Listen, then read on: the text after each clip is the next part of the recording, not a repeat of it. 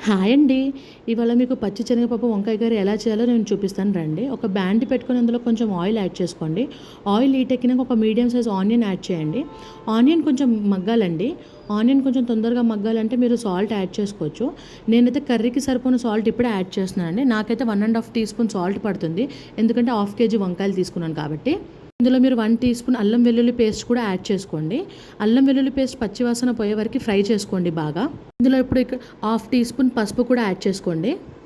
పసుపు పచ్చివాసన పోయే వరకు కొద్దిసేపు ఫ్రై చేయండి. ఆ తర్వాత వంకాయలను యాడ్ చేయండి. నేనైతే ఇవి పొడవు వంకాయలు అండి, ఒక హాఫ్ కేజీ వరకు ఉన్నాయి. నేను చిన్నగా కట్ చేసుకొని వేసుకుంటున్నాను. అండ్ ఇందులో మీరు 1½ అవర్ నేను నానబెట్టుకున్న శనగపప్పును కూడా యాడ్ చేస్తున్నాను.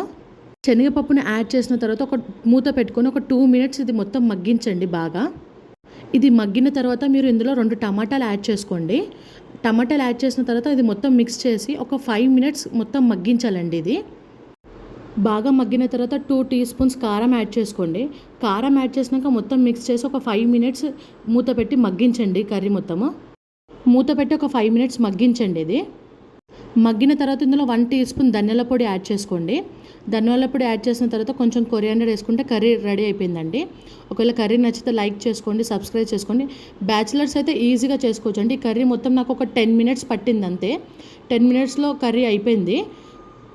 ఫైనల్గా అయితే కర్రీ నాకు ఇలా వచ్చిందండి. చాలా బాగుంటుంది, ఒకసారి ట్రై చేయండి.